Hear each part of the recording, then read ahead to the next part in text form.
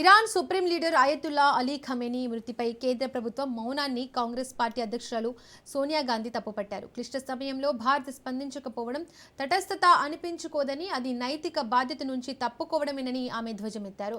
ఒక సార్వభౌమ దేశాధినేతను లక్ష్యంగా చేసుకోవడం అంతర్జాతీయ చట్టాల ఉల్లంఘన అని ఆమె స్పష్టం చేశారు.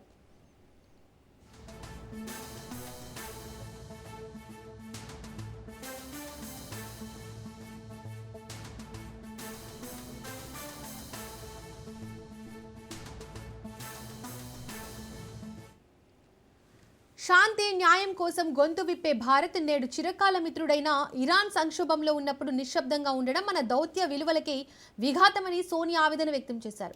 గల్ఫ్ దేశాలపై దాడులను ఖండించిన ప్రధాని మోడీ ఇరాన్పై జరిగిన దాడిని ఎందుకు విస్మరిస్తున్నారని ఆమె ప్రశ్నించారు.